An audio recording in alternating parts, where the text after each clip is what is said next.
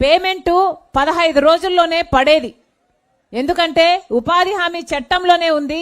ఎవరైనా వెళ్ళి మాకు పని కావాలి అని అడిగితే 15 రోజుల్లో ఆ గ్రామ పెద్దలు పని కల్పించాలి, చేసిన పనికి 15 రోజుల్లో పేమెంట్ కూడా ఇవ్వాలి అని.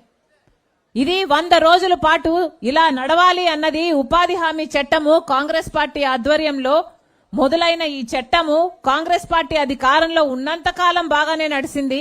కానీ గత 11 సంవత్సరాలుగా బీజేపీ పార్టీ కేంద్రంలో అధికారంలో ఉంది. అప్పటి నుంచి బీజేపీ పార్టీ ఈ కార్యక్రమాన్ని ఎంత వీలైతే అంత దీన్ని నిర్వీర్యం చేయాలని చూస్తూనే ఉంది.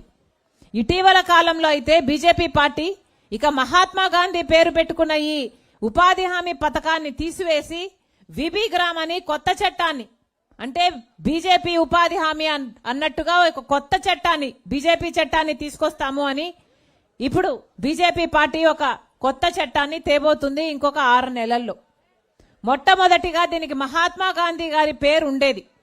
మహాత్మా గాంధీ గారు మన దేశానికి స్వాతంత్రం తెచ్చిన వాళ్ళు, మన కాంగ్రెస్ పార్టీకి సంబంధించిన నాయకుడు, కాంగ్రెస్ పార్టీ ఎంతో ఆదరించే నాయకుడు. కానీ అలాంటి మహాత్మా గాంధీ పేరుని ఈ పథకం నుంచి తీసేయాలని చూస్తుంది బీజేపీ పార్టీ. అసలు ఆర్ఎస్ఎస్ కు సంబంధించిన గాడ్సే మహాత్మా గాంధీని హత్య చేశారు. అలాగే మహాత్మా గాంధీ పేరు పెట్టుకున్న ఈ ఉపాధి హామీ పథకాన్ని బీజేపీ నాయకుడు మోడీ హత్య చేయాలని చూస్తున్నారు. ఇద్దరికి పెద్ద తేడా లేదు. గాడ్సేకి మోడీకి పెద్ద తేడా లేదు. ఇద్దరు మహాత్మా గాంధీ,